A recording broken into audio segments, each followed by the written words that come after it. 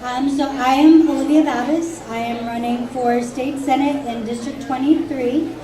So that covers all of Sarasota County and the western part of Charlotte County.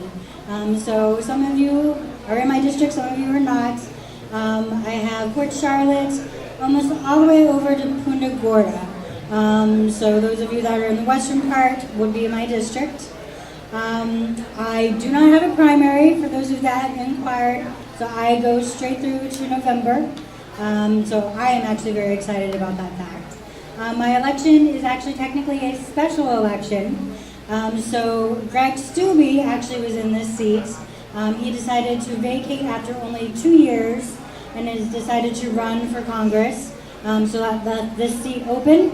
So I decided to run this year. And if I win this election, I will actually be the first person with a visible disability ever elected to the Florida legislature. So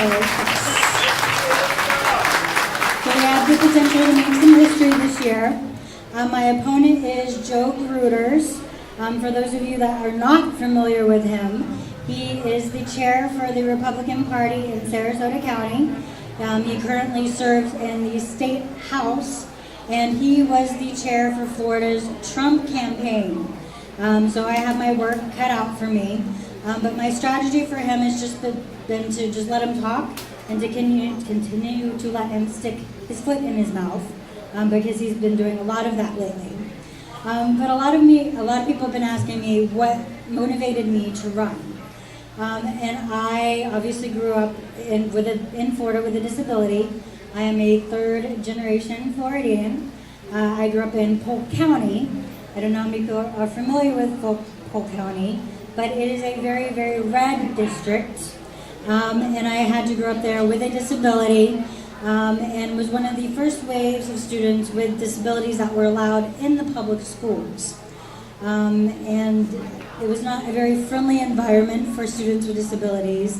And unfortunately, Florida school districts still are not very friendly environments for students with disabilities. Only about 50% of Florida schools are actually are accessible at still 30 years after I was running into these issues. I currently work at a center for independent living, so I work with other adults with disabilities. And that was really a big motivator for me to run for office. A lot of people have been asking, well, does this make me a niche candidate? And my answer to that is no, because a lot of the issues that people with disabilities face, our senior citizens face, our veterans are facing. Florida ranks 46th in the nation when it comes to accessibility.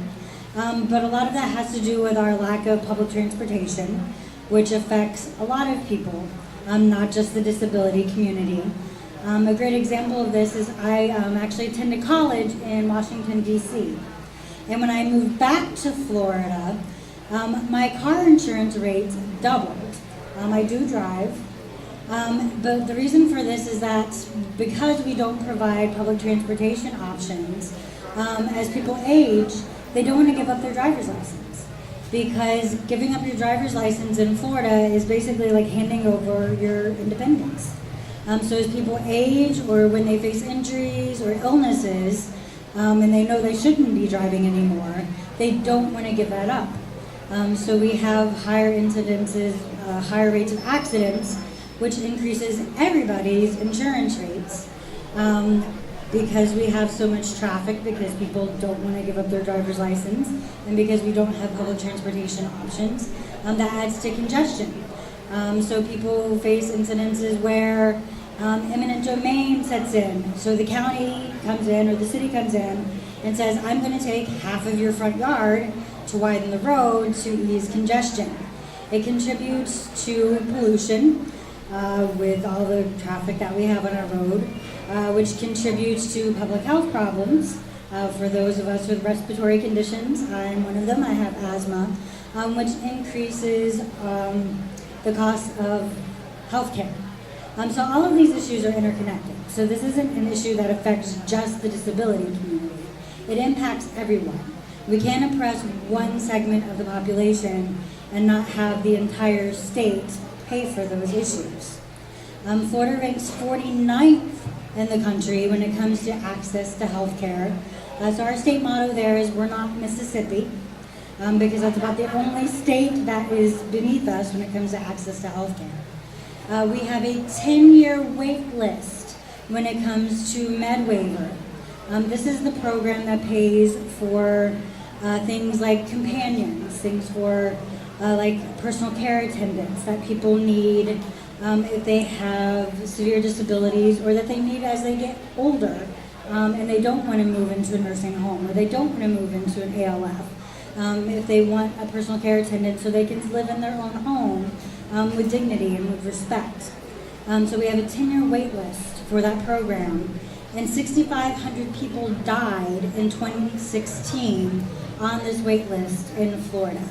And to me that is unacceptable, that in the richest country in the world we have people dying waiting for services that we have the funds to pay for.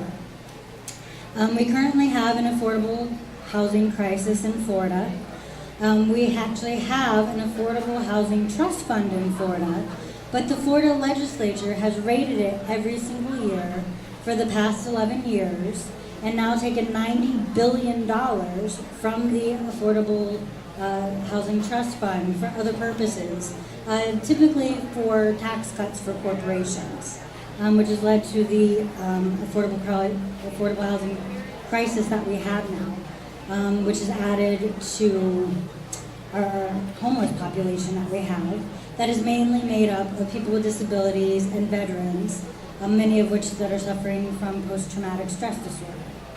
I have met with some of these people.